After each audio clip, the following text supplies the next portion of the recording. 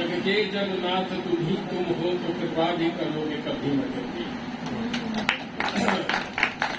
भगवान जगन्नाथ की हम लोगों की कृपा बनी रहे, ये हम उनसे मांगते हैं। आज सुबह मैं जब उठा तो मैंने एक वीडियो देखा, पता नहीं वीडियो मैंने ग्रुप में डाला है अलमनाई वाले में, वो आप देख सकते हैं, बाद में देखिएगा। जो मकान बनता है, मकान में ईंट लगाए जाते हैं, सीमेंट गारा, स्टोन चिप्स, ये सारी चीजें तो लगती हैं, लेकिन सबसे इम्पोर्टेंट कंपोनेंट होता है ईंट, ब्रिक्स। और ये ब्रिक्स बनाने के लिए एक ऐसी जगह चुनी जाती है जहां गंगा से या नदी से कट के नई मिट्टी आती है, और उस मिट्टी को निकाल के उससे सांचे में ढालकर और उसको आग में पकाकर, भट्टी में पकाकर तैयार किया जाता है। और इसमें खास किस्म के मजदूर लगते हैं, ये मजदूर आम मजदूर नहीं होते हैं। खास करके आदिवासी महिलाएं इसमें बहुत ज्यादा शामिल होती हैं।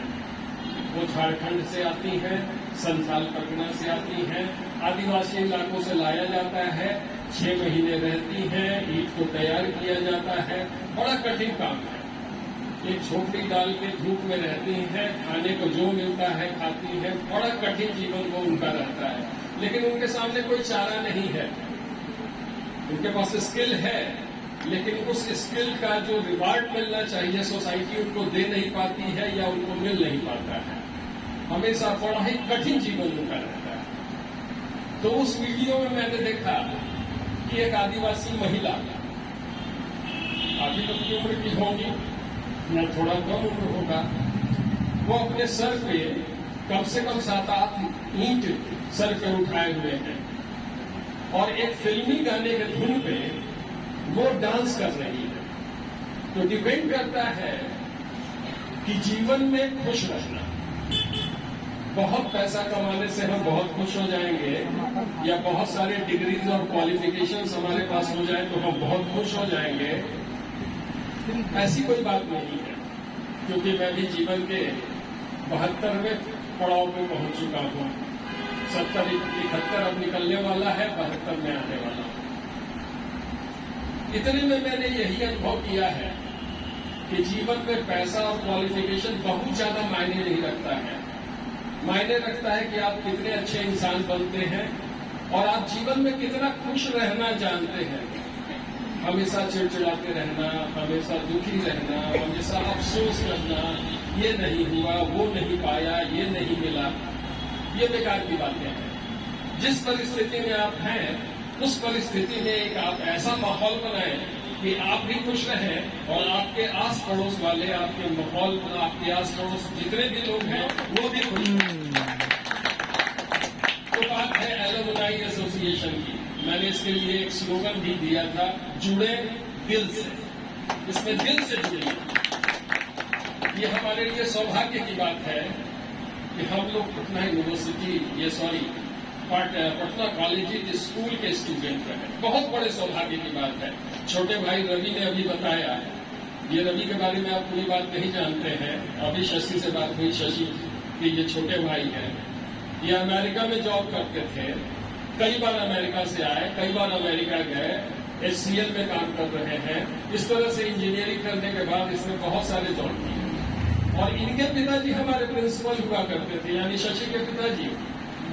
और इनके पिताजी हमारे ही सामने स्कूल में कहीं और प्रिंसिपल थे, वहां से ट्रांसफर हो गए थे मेरे ख्याल से गौतम बाबू के बाद। हाँ।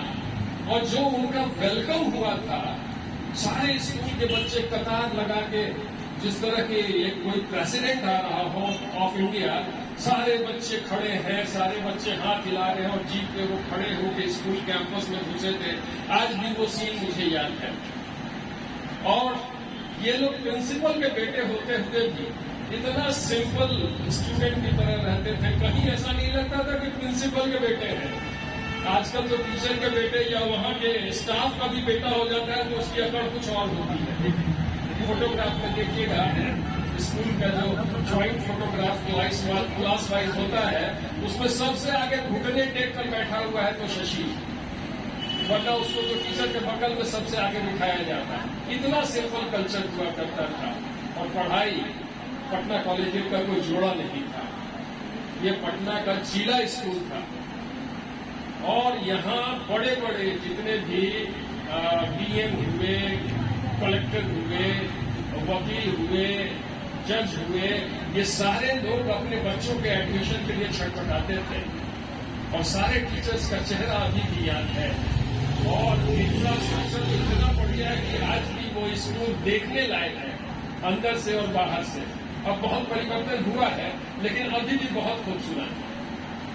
तो कहा जाता है कि बच्चे जो हैं वो घर में आते हैं, खेलते हैं, पढ़ते हैं, माँ के पिता के साथ रहते हैं, सोते हैं, लेकिन दिन भर वो कॉलेज और स्कूल के आंगन में ही रहते हैं, उससे बहुत जुड़ाव रहता है।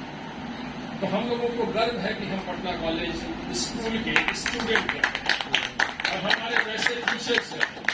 एक अलग संस्कार हम लोगों को मिला है, एक अलग कल्चर मिला है। कहते हैं कि माता पिता के अंश होते हैं, हम उन्हीं के अंश हैं, उन्हीं के शरीर के हिस्से हैं। लेकिन जब हम स्कूल में जाते हैं तो हमारा मानसिक जो विकास होता है उसमें शिक्षक का बहुत बड़ा योगदान होता है। और वो हमारे दृष्टिकोण को, आंखें सबके पास होती है, दृष्टि सबके पास होती है, लेकिन दृष्टिकोण डेवलप करना पड़ता है। वो हमें स्कूल देता है, वो हमें सोसाइटी देता है, वो हमारे आसपास के लोगों के बीच में जो हमारा सोशलाइजेशन होता है वो बहुत इम्पैक्ट करता है। तो हम बहुत सौभाग्य की बात है कि इतने छोटे भाई बहन ये सब हम लोग आपस में मिले हैं और मिलकर खुशी से एक दूसरे से मिलते हैं और सोसाइटी के लिए भी और अपने लिए भी कुछ अच्छा करने की कोशिश करते हैं। अब हमारा मित्र है एक विजय, जिसको हमने प्यार से नाम दिया है Vasco D gamma. Vasco D gamma इसलिए नाम दिया है कि ये विश्व का आधे से ज्यादा कंट्री ये घूम चुका है। इसने जब इंजीनियरिंग की थी बीआईटी मेसरा से, उसके बाद ये जॉब ढूंढने निकला। ऐसी बात नहीं है कि पुराने जमाने में जॉब कोई आसानी से मिल जाता था। उस समय उसी तरह का कंपटीशन होता था, पोस्ट कम होते थे, 100 ही लोग होते थे तो 100 का कंपटीशन होता है। अब पोस्ट 1000 में निकलते हैं तो लाखों का कंपटीशन होता है। कंपटीशन ऑलवेज रहता है। ये आदमी तमिलनाडु तक पहुंच जाता था, केरल तक पहुंच जाता था और जाने के लिए ट्रेन पे तो जाता ही था, साथ ही साथ अगर कोई सवारी नहीं मिल रही है तो हाईवे पे खड़ा होकर ट्रक वाले को हाथ दे देता था और ट्रक वाला इसको उठा के वहां पहुंचा देता था। इसी तरह ये घूमते घूमते रामेश्वर पहुंच गए। और उस जमाने में कोई वो वीसा और पासपोर्ट की जरूरत नहीं थी, वहां से श्रीलंका चले गए स्टूडेंट एज में ही और श्रीलंका जाके घूमा है। तो ये एकदम इसकी यायावरी जिसको कहते हैं, घुमक्कड़ नेचर का। और आज ये भी है। अब फिर अभी 1 हफ्ते के अंदर ये रूस जा रहा है, रशिया, मॉस्को घूमने के लिए।